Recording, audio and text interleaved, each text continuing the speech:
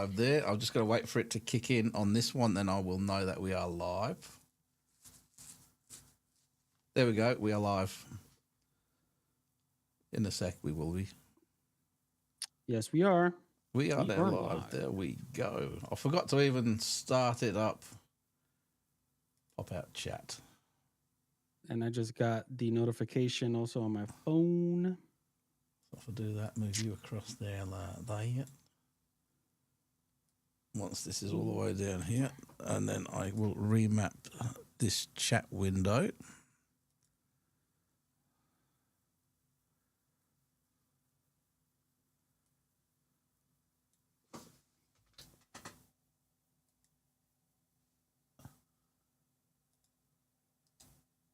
Copy.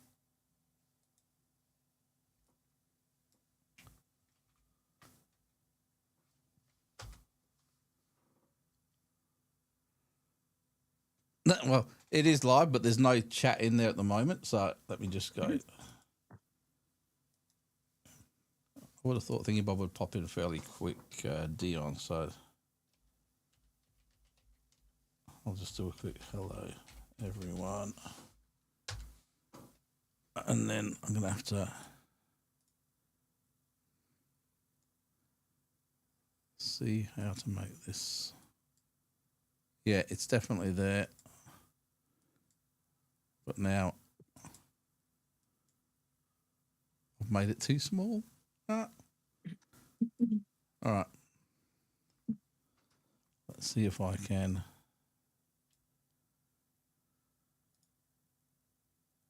Oh, you guys can talk while I'm setting this up, of course. Melissa, you could talk because I'm doing something also.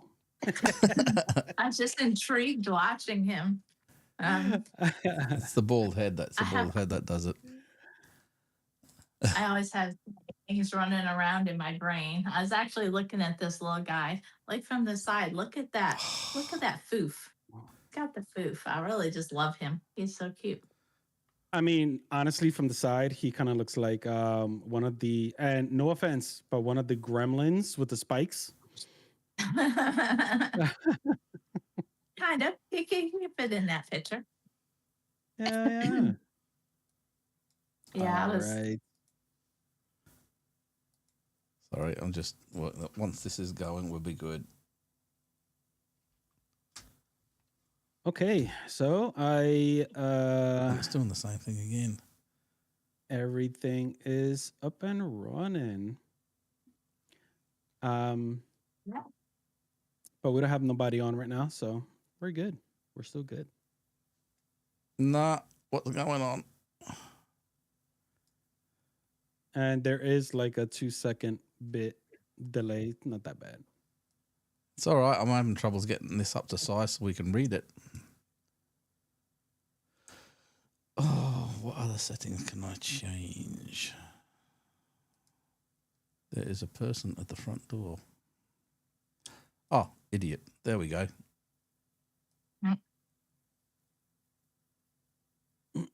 So if I go like that, and then if I go like that, and it's still not doing it. So I got a question for you, Fernando. Of course. I want to. What do you think of the real Annabelle doll? Do you think people's perception is way off? They're scared for no reason, or do you think there's something to that? I mean, I think that the Annabelle doll, obviously, in the beginning, she must have had something because, there was quite a bit of, let's use the word accidents concerning her. Apparently there was a guy that was kind of mocking her back well over a decade ago, and he was on his bike and he had an accident and passed away, and she caused certain mysterious fires apparently, and like there's a lot of bad luck surrounding, almost like a curse. But as far as her being this for her to get this popularity, I don't think it was that. Like they're just blowing it out.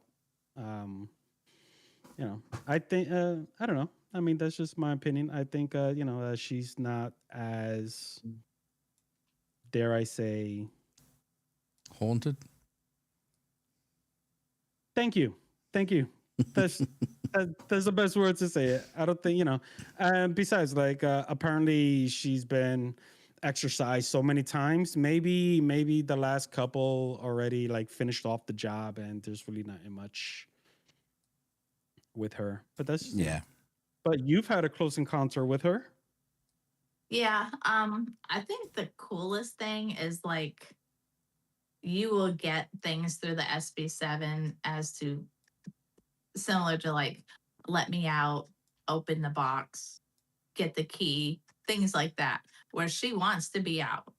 Or it wants, I should say it is not necessarily she, he, whatever. It wants to come out. Yeah. So that's kind of cool. But at the same time, like when they did that travel last year and Dan Rivera had died and they blamed it on her and prisoners escaped and I think there was a fire. That's even they will tell you that's just hogwash. It's just things that happened. I mean, bad things happen every day. You can't blame it on Annabelle. Yeah. It just, but yeah. So, Hey, Dion. I do not test or challenge her. Put it that way. I don't challenge it, but I also think a lot of it's, just like anything in the paranormal is a lot of people want to see a lot of things or want to believe a lot of things that are not necessarily true. Correct. For sure. I find out with many investigators, well, some purposefully embellished.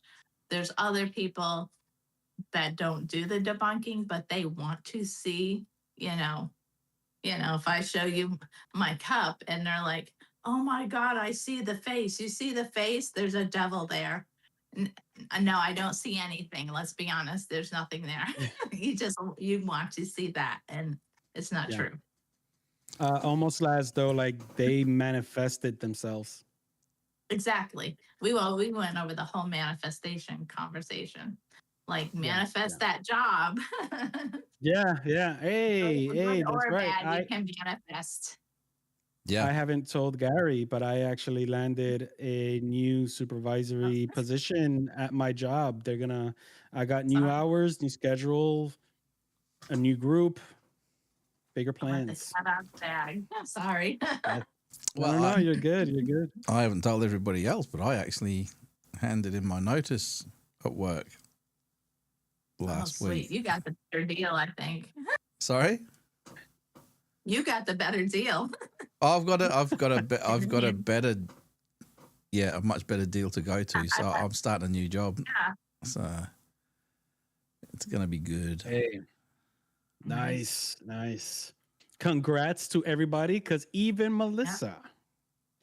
Yeah, mine starts Tuesday. I'm moving up in the world. Yeah. So Dion is in the chat. How are you, my friend? And are you all excited about tomorrow night? Because Dion's coming along with us on this investigation tomorrow night. What's going on, Dion? He goes, congratulations all around. Thank you. Mm-hmm. And we have Melissa with us tonight. How are you? Hello. And do you want to introduce yourself now to everybody in the live chat? Because we did record an episode earlier, and this is all about live communication this time. So you're going to get a lot of questions from the chat room. Well, that'd be cool. Well, I'm Melissa from Melissa Explores with a Z. You can find me on most of the platforms. Love some YouTube subscribers. That would be awesome. But I'm here with my dolls. My dolls are my thing. That and dowsing rods. My daughter-in-law calls me Queen of the Rods. She thinks I should open a new YouTube channel, Queen of the Rods. Could be taken all kinds of ways. But yeah. Yes. I'm just, I almost think I'm gonna start doing some experiments with them. Because I actually saw something really interesting, and for the life of me, I don't know the name of it off the top of my head. But it was a man that in the ground they had a gas line, a water line, and I think it was an electric line running. And he went with his dowsing rods and just in his head is like, tell me which one is the gas. And he walked forward and it crossed over the actual gas line. Wow, And he never. said he moved backwards and he said, okay, which one is the water line? And then it went, and finally it crossed. He said, that's correct. And they even did it at different depths. One was at like, I can't remember the depth of it, but basically one was like 4 feet deep and one was like 8 feet deep. He said, find me the one that's 8 foot deep. Wow. And he kept walking until it crossed. So I don't know if it's like, I thought it was pretty amazing, honestly. So, I mean, you can use sure. dowsing rods for so many things. I mean, they used to find water with it. So I've used it and I but found I water. guess that- I've used them and found water, but I've never heard of it with gas. I have found them with electricity as well, but not with gas. yeah, it's crazy. And I mean, it's a lot of it's your intention. Yeah, Right? I mean, correct, 100%. So And when we use dowsing rods in a paranormal investigation, we're looking for specific energies, so it correlates with that whole thing. That's just not something I've done before in relation to gas. So, but and definitely, a lot of times, even with the pendulum that I just dropped on the floor, I will think of my question. I don't even verbally say it. I will think it and it will give me the answers. correct. Yeah, So, and I'm always like, you read my mind. I tell everybody that I do tours with, be careful what you're thinking of because they know. So 100%. Yeah, just use caution. that's it. Oh man, it's kind of dangerous. It is. Dion, if you've got any questions for Melissa, fire away in the chat as usual, and we'll see what answers come back.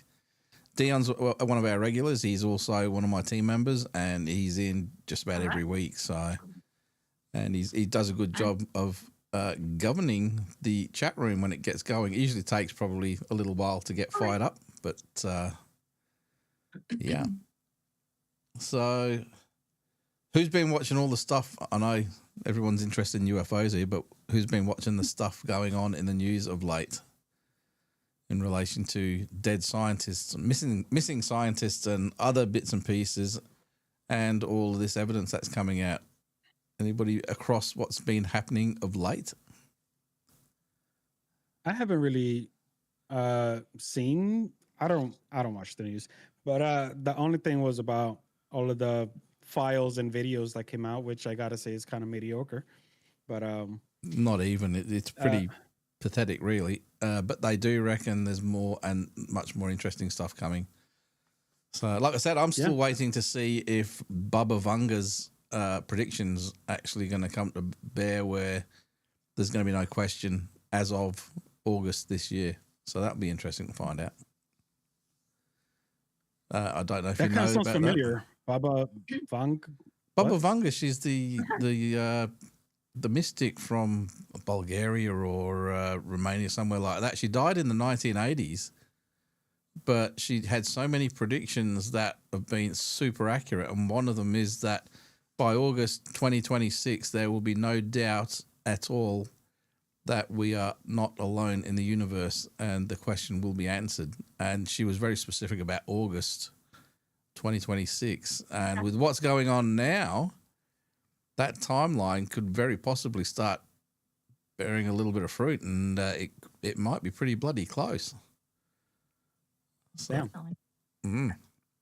But I mean, there are now, as of this week, there are now 16 scientists either missing or dead of very mysterious circumstances, all tied into places like Skunk Works, Lockheed Martin,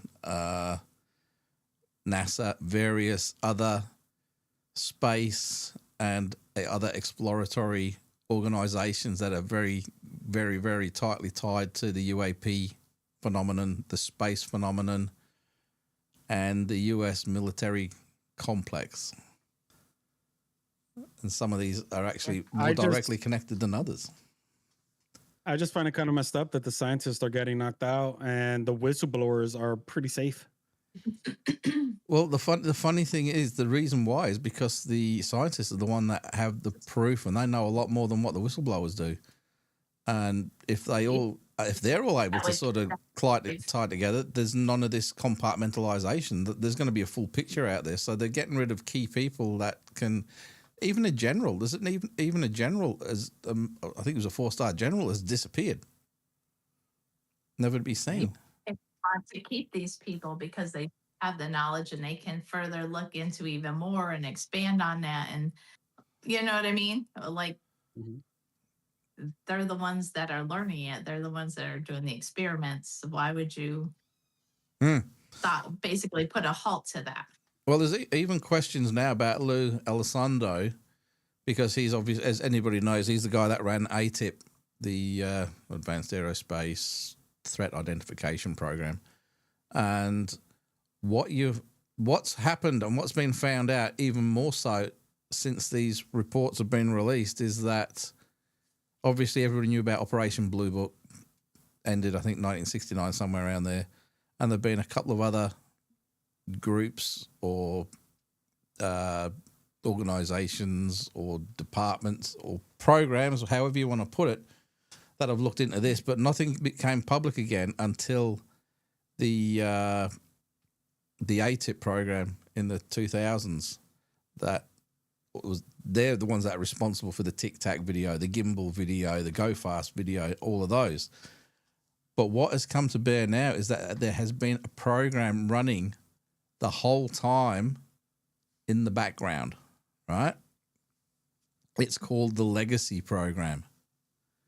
And that ties into the Legacy Program is specifically crash recovery and removal program stuff. So there's no question from their part, they're actually retrieving crashed vehicles that have not from Earth. So what questions do you think come from that, And it goes back even further. And like I said, this thing that came out, there were specifics mentioned about the big thing that scares the crap out of Tim Burchett, and Stephen Greer knows about this program as well as several others. Ross Coulthart, he actually brought it to bear, and that is the actual existence. And I don't know if I should be saying this because I'm actually going to do a show on this, but an alien hybridization program with humans, right? Apparently, according to this, in the 50s, an agreement was reached between whichever extraterrestrial group it was and the governing human, well, you'd assume the Americans, that they were allowed to take so many humans for reproductive experiments and hybridization experiments. To what end, we don't know. But when I was listening to this and listening to the specific details, it took me straight back to the John Lear test, which we've actually done a show and we've actually played the full interview between Art Bell and John Lear, which was recorded on the 12th of September, 1992. 1990. So that's 34 years ago that was recorded. And when you hear what else he has to say, he brought up about experimentation and how there was an agreement to basically abduct citizens and then return them later on. But there was a specific number that they'd agreed upon. They found out the aliens were actually taking many more than what was agreed upon, and that's when it all fell apart because they weren't getting the technology that they were supposed to get for allowing these things to happen. This all came out in 1992, in the up on Coast to Coast AM with Art Bell. To hear the exact same thing coming up this week with Lou Elizondo talking about it, Stephen Greer talking about it, Congressman Burchett talking about it, and apparently this is supposed to be coming out in the next couple of, what they call them, tranches or file dumps, whatever they're using as a word for it now. And they reckon that's why Tim Burchett is not sleeping at night now, because the government have allowed this to happen to its own citizens just to get better technology. We don't know what that technology is, and we will never probably know. And this is why they don't want all this information coming out. So even when they say they're going to release all the information, how do we know they're going to release all the information? Because we don't get to see what they're saying is all of it, or how much they're keeping aside. And regardless of what, go for it. Oh, I was just gonna say, honestly, if they wanted to take people and use them for that purpose, what's to stop our government from stopping them? Honestly, if they just want to just do it anyway, I think, you know what I mean? Exactly. Because the technology involved around getting them here puts them thousands of years advanced of what our technology is, things that we haven't even conceived of yet in our tiny little brains. They're well past all of that. Last week, I think we talked about the anti-gravity device, and I was explaining to Fernando how being able to create your own gravity is a way that they can do all the manipulation of zigzags and this, that, and the other, and do a right-hand turn at Mach 2 without anybody becoming a stain on the back wall. And in all honesty, doing a turn at Mach 2, any kind of a 90-degree turn at that kind of speed, it's not just the occupants that you've got to worry about. It's the actual structural integrity of the craft itself, But if they've got the ability to dampen that inertia by creating a false gravity bubble around it, say it's always 1G, no matter what's going on, that takes everything about you. You can go as fast as you want and do a right-hand turn or go vertically straight up and then stop. The people aren't going to fly out of their seats because it's 1G. Like I said, it's just that's about as much as they're going to get out of that. And if they've got that kind of technology to do that, we don't have a hope in hell if they actually do want to start stepping it up a bit. Yeah, exactly. For sure. I believe that was during our Project Bluebeam conversation. And that's another thing. Remember what I said to you that Congressman Tim Burchett said? He goes, the disinformation project is going to start happening in this next release of files. And they are already talking about controlling the masses and controlling what is deemed to be happening. Remember what we said? Project Bluebeam is all about faking a alien invasion or demons or whatever. We actually did a 2-part show on that, which came out a few weeks ago.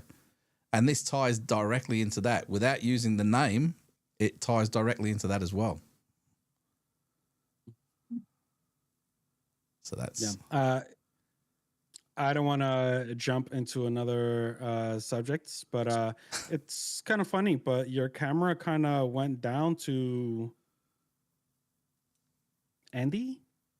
Robert? Anthony? No, Robert. Anthony. There you go. Yeah, like the camera kind of focused on him for a second. Oh. I see. Maybe because I put my head down. I don't know. It's just following my head. I see. Possibly, yeah. Oh. I'm just hanging out with them. That's all. So Dion says hi, Melissa, and Hello. I think he was talking about when we were bringing up the missing scientist, moved on to even deeper projects. Ooh.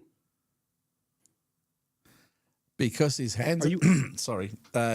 Dion's just asked if Dr. Stephen Greer's got all the proof. Why isn't he releasing it? it's because I think he's waiting for it to happen the right way. From what I've heard, he's got a dead man switch, which means if something happens to him, all of his information is scattered, and there is a release protocol in place if something should happen to him. And it's not his place because he's a doctor and he's not a politician. If he releases all this information, they're going to make him look like a kook. It'll downplay all of what he does have to say, and it takes the wind out of the sails. But when the government actually release it, there's a little bit more clout to that. So I think he's hoping for that. But like I said, I have heard there is a dead man switch. So Dion's asked, is the Teddy haunted? Yes. Yes, he is. It's with a 14-year-old boy. There you go. And Tristan is in, and he has said the hybridization program has been known for years. Dr. David Jacobs is a good source. I was just saying, I don't know if you've just come in or not, Tristan, but we were talking about the Lear test, which is one of our earlier episodes. When you've finished here, go back through our archive, find the Lear test, the John Lear test, and play that.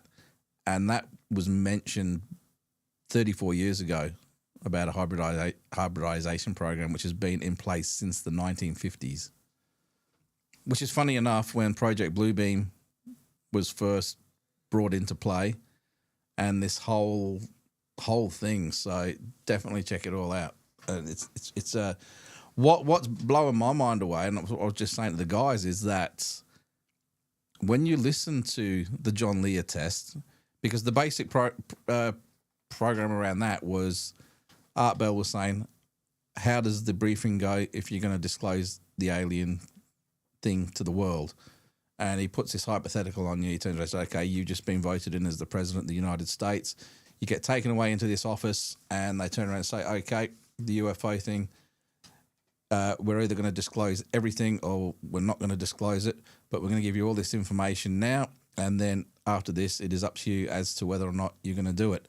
Then he runs for the next 10 minutes through all of this stuff, which sounds like pie in the sky stuff when you hear it, but back then, even more so. But enough of it made sort of sense for those people who do study UFO, UFO encounters and abductions and things like that, to go, yeah, there could be something to it. There's a lot of names, there's a lot of places that do make sense.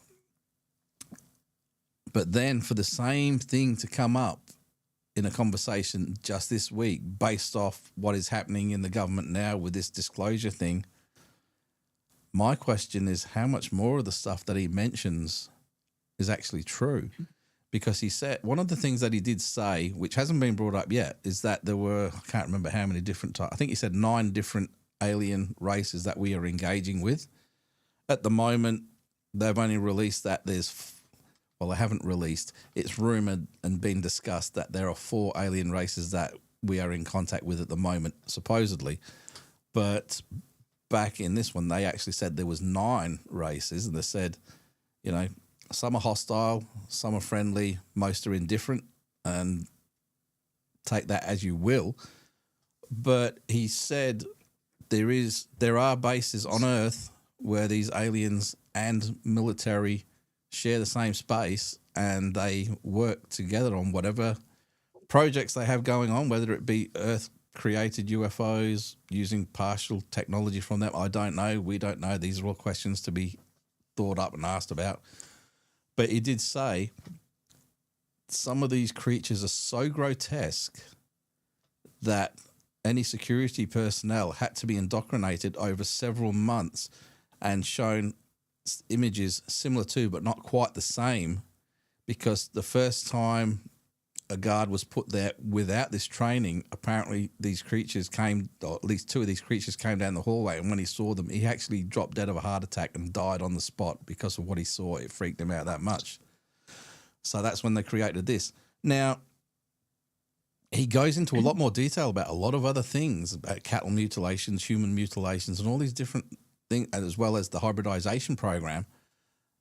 And this was back in September 1992, live on air on Coast to Coast AM with Art Bell.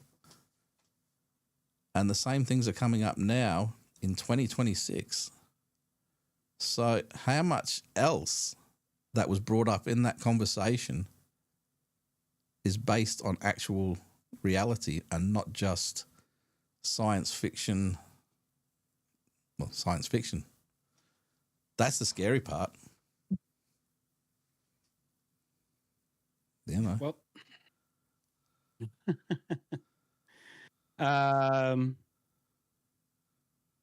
hopefully we'll soon find out. August, right?